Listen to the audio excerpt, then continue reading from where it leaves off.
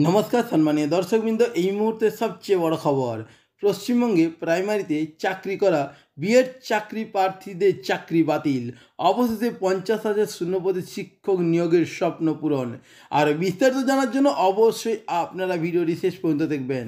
যে সমস্ত চাকরি প্রার্থীরা বিএড পাস করে পশ্চিমবঙ্গ প্রাইমারিতে চাকরি করছেন অবশেষে তাদের চাকরি নিয়ে টানাটানি শুরু হয়ে গেল।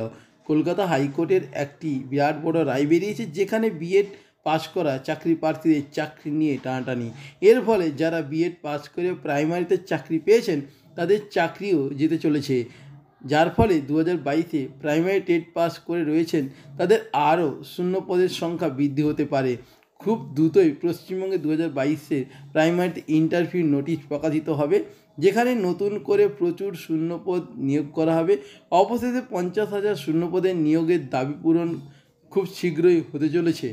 2020 সালে যারা প্রাইমারি টেট পাস করে রয়েছেন তারা কলকাতা হাইকোর্টে মামলা করেছিলেন, যারা 2020-তে বিএড ডিগ্রি দেখিয়ে প্রাইমারি চাকরি পেয়েছিলেন তাদের বিরুদ্ধে। অবশেষে রায় পর্ষদের বিপক্ষে যায় এবং মামলাকারীদের পক্ষে হয়।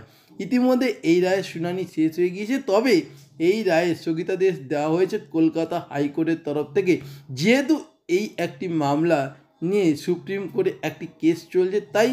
তবে যতদূর জানা গিয়েছে রায় মামলাকারীদের পক্ষেই গিয়েছে, অর্থাৎ যারা মামলা করেছিলেন, যারা চাকরি পায়নি, যারা আন্দোলন করছেন তারাই কিন্তু মামলাটা করেছিলেন, তাদের পক্ষেই কিন্তু হাইকোর্ট রায় দিয়েছেন। ইতিমধ্যে সুপ্রিম কোর্টের তরফ থেকে একটি রায় দেওয়া হয়েছে যেখানে বলা হয়েছে বিএড পাস করে কেউ প্রাইমারিতে চাকরি করতে পারবেন না।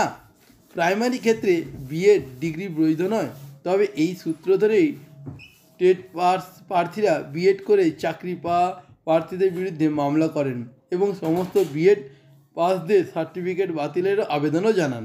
অবশেষে এই রায়ের ফাইনাল শুনানি শেষ হয়ে গিয়েছে, তবে রায়দান আপাতত স্থগিতাদেশ রয়েছে। যদিও এই মামলা নিয়ে সুপ্রিম কোর্টের কাছে জানতে চাওয়া হয়েছে মধ্যপ্রদেশ সরকারের তরফ থেকে, তাই আমাদের রাজ্যে এই মামলার ফাইনালি শুনানি এখনও দেওয়া হয়নি। মামলার শুনানি মামলাকারীদের পক্ষেই গিয়েছে যেখানে বলা হয়েছে প্রাইমারি ক্ষেত্রে ডিএলএড ডিগ্রি বৈধ, তবে বিএড ডিগ্রি করে যারা প্রাইমারিতে চাকরি করছেন তারা কোর্টের নির্দেশ অনুযায়ী সম্পূর্ণ অবৈধ, ফলে তাদের চাকরিও বাতিল করা হবে। সুপ্রিম কোর্টের নির্দেশ আসার সঙ্গে সঙ্গে এই রাজ্যের ফাইনাল শুনানি রায়দান ঘোষণা করে দেওয়া হবে। এছাড়া আপনাদের আরও জানিয়ে রাখছি এর চাকরি প্রার্থীদের বিপক্ষে রায় গেলে প্রচুর পরিমাণে প্রাইমারিতে শূন্যপদের সংখ্যা বাড়তে পারে এবং 50,000 শূন্যপদে নিয়োগের দাবি পূরণের লক্ষ্যে চাকরি প্রার্থীরা। তবে যতদূর জানা গিয়েছে রায় মামলাকারীদের পক্ষেই গিয়েছে, তাই বিএড করে প্রাইমারিতে চাকরি করা শিক্ষকদের চাকরি বাতিল হওয়ার প্রবল সম্ভাবনা রয়েছে, অর্থাৎ খুব শীঘ্রই কিন্তু এই বিএড পাস করে যারা চাকরি করছেন তাদের কিন্তু চাকরি বাতিল হচ্ছে। পর্ষদের তরফ থেকে এই মামলাটি খারিজ করে দিতে বলা হয়েছিল, কিন্তু বিচারপতি সিংনে এই মামলাটি খারিজ করেননি এবং রায় মামলাকারীদের পক্ষেই গিয়েছে।